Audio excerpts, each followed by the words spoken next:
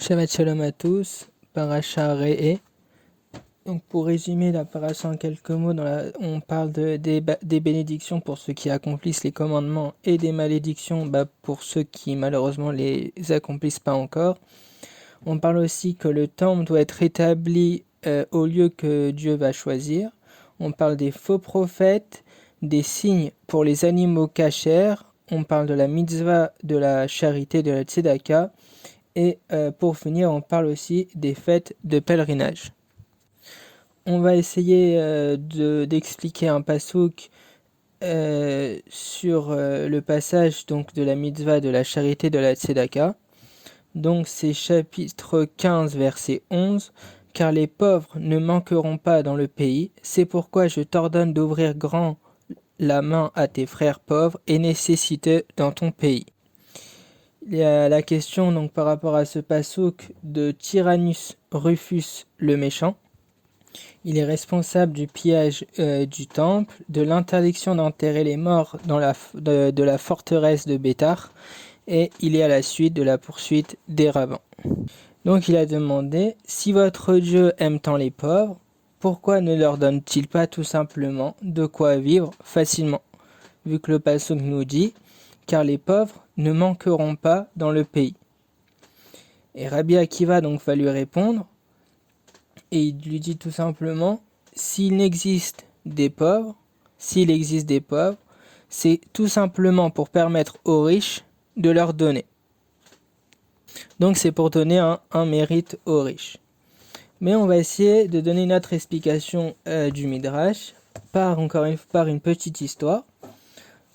Donc, il y a donc la petite histoire, c'est ça, c'est quelqu'un qui va donner un repas avec 10 personnes, et donc il va servir 10 plats à part. Donc chacun a son plat.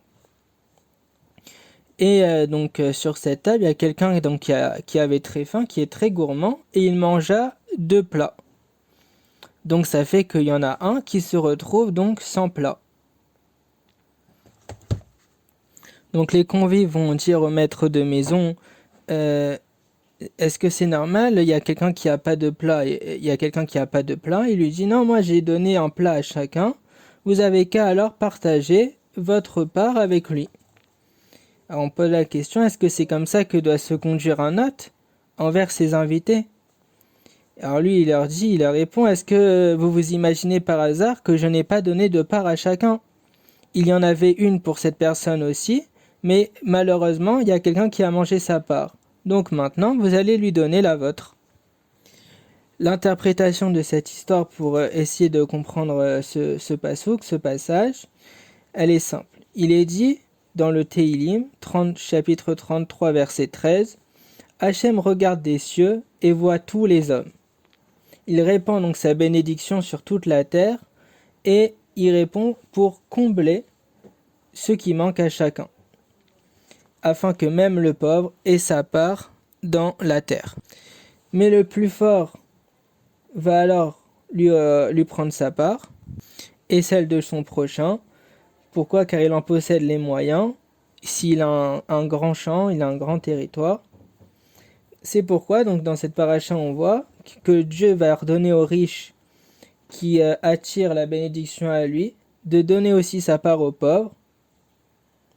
Et l'Écriture va s'excuser en disant « Les pauvres ne manqueront pas dans le pays.